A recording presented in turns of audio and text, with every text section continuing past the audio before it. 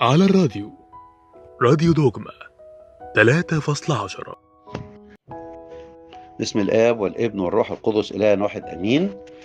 الحلقة 4 من كلمة ملعبكاني في سفر إرميا الإصحاح 12 آية 1. أبر أنت يا رب من أن أخاصمك، لكن أكلمك من جهة أحكامك. لماذا تنجح طريق الأشرار؟ اطمأن كل الغادرين غدرا. الآية ديت فيها كلمة أحيانا البعض مننا ينطقها غلط. كلمة تنجح، يقول لماذا تنجح طريق الأشرار بدل ما يقول لماذا تنجح طريق الأشرار. النطق الصح لماذا تنجح طريق الأشرار، البعض ينطقها لماذا تنجح طريق الأشرار. طبعا ربنا مش بينجح طريق الأشرار، لكن هو أرميا لأنه كان بيتعرض لضغوط في خدمته، والناس رفضاه، وبيتعرض لضغوط في خدمته من الكهنة ومن الشعب ومن الحكام الفاسدين ومن الأنبياء الكذبة. حتى الكهنة كانوا ضده، فوقف في مرة وصرخ لربنا ويعاتبه ويقول له يا رب لماذا تنجح طريق الأشرار؟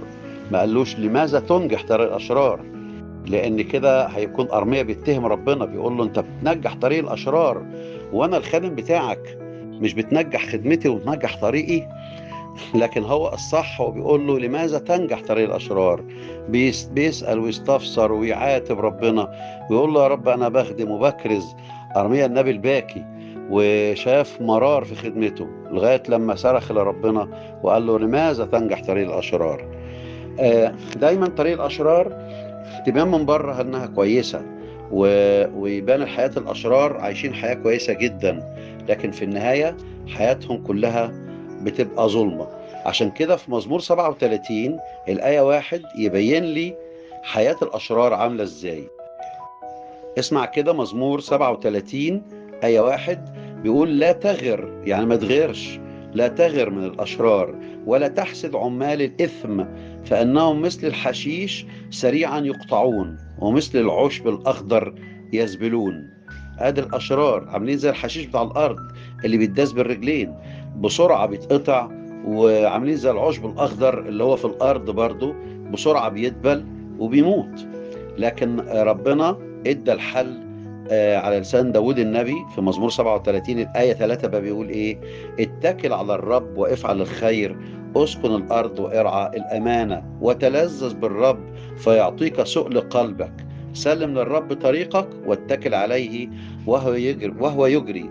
إذا كنا بنغير أحيانا من الناس الفاسدين والأشرار عايشين حياة سعيدة وكويسين وما بيتعبوش زينا ومش بيمرضوا زي بقية الناس، ونغير منهم، لكن خلي بالك، داود بيقول لنا دول عاملين زي الحشيش يقطعوا بسرعة، وزي العشب الأرض بسرعة يزبلوا ويموتوا وينتهوا. لكن الشخص الأمين الحل في 37 مزمور 37 الآية 3 لما بيقول اتكل على الرب وافعل الخير. ده كمان ده في مزمور 37. المزمور بقى في عكسه، في الرقم عكسه 73. بصوا بقى داود النبي بيقول ايه؟ لاني غرت من المتكبرين اذ رأيت سلامة الاشرار. الاشرار عايشين في حياة كلها سلام، لانه ليست في موتهم شدائد وجسمهم سمين. لما بيموتوا وهم في منتهى الصحة وجسمهم دايما متختخ كده ايه وسمين، يعني عايشين حياة حلوة مرفهة ومنعمين، ما عندهمش آلام، ما حدش فيهم شايل صليب المرض، ما حدش فيهم تعبان. ليسوا في تعب الناس ومع الشر لا يصابون. هم مش عايشين حياة التعب مع الناس، ولما يكون في شر مش بيأذيهم. لكن داود كشف لنا بقى في آخر المزمور بتاع 73 ده ايه هي الحقيقة اللي يجب كل شخص امين، زي ما بيقول في مزمور 37 ارعى الامانة. في مزمور 73 بقى في اخر آية بيقول ايه؟ آية 28 اما انا فالاقتراب الى الله حسن لي. دي الخلاصة بتاعت الناس اللي عايشين بالامانة، لانه عارفين واكتشفوا ان حياة الاشرار كلها زي العشب اللي بيتداس بالرجلين وزي الحشيش بتاع الارض اللي بيتداس بالرجلين هيقطع وهيزال.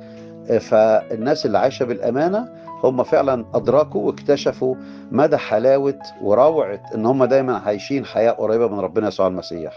فداود يهتف يقول إيه: أما أنا في الاقتراب إلى الله حسن لي، جعلت بالسيد الرب ملجئي، لأخبر بكل صنائعك. فربنا مش بينجح طريق الأشرار. عشان كده لما ننطق الآية بتاعت أرمية 12:1 نقول له: لماذا تنجح طريق الأشرار، مش لماذا تنجح طريق الأشرار. كلمة وكانت ملعبكاني، لما فهمتها ونطقتها صح ما بقتش ملعبكاني. على الراديو، راديو دوجما 3.10.